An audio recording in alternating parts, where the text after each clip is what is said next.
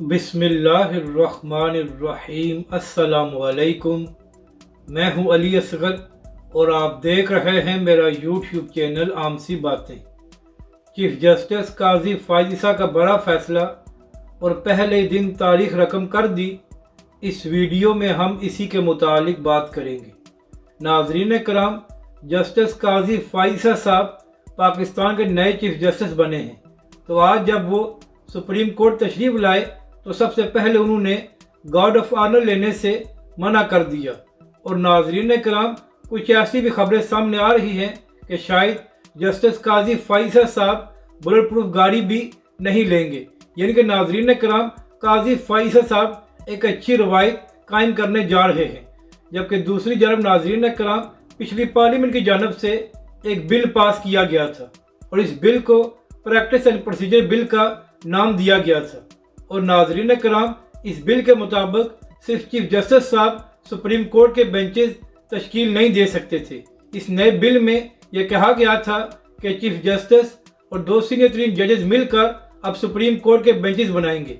तो नाज़रीन कराम, साबका चीफ जस्टिस अता बंदियाल साहब ने इस बिल पर स्टे लगा दी थी और कहा था कि जब तक इस पर फैसला नहीं होता तो इस बिल पर अमल नहीं किया जाएगा।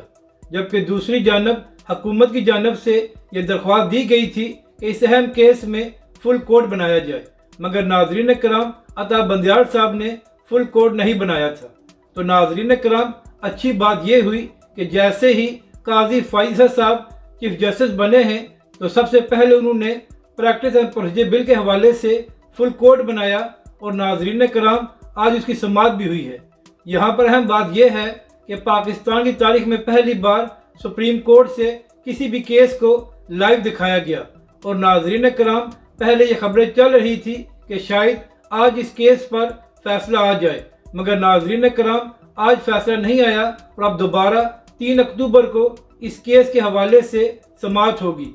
मगर नाज़रीन कराम, अहम बात यह है कि चीफ जस्टिस अता बंदियाल साहब पर मुसलसल ये तनकीद होती रही कि वो अहम केसेस में भी फुल कोर्ट नहीं बनाते। तो नए चीफ जस्टिस काजी फायद ईसा साहब ने आते ही फुल कोर्ट बनाकर एक अच्छी रवायत कायम की है। तो अब देखना यह है कि आने वाले दिनों में सुप्रीम कोर्ट में किस तरह काम होता है, क्योंकि नाज़रीन कराम, अता बंदियाल साहब पर यह भी तनकीद होती रही कि वो हमेशा हम ख्याल बेंच बनाते हैं। तो अब देखना यह है कि आने वाले दिनों में काजी फायद ईसा साहब किस तरह बेंचेस बनाते हैं और क्या उन पर भी तनकीद होती है, या फिर जिस तरह काजी फायद ईसा साहब ने अपने नए दौर का आगाज किया है तो ये सुप्रीम कोर्ट का एक अच्छा दौर साबित होगा।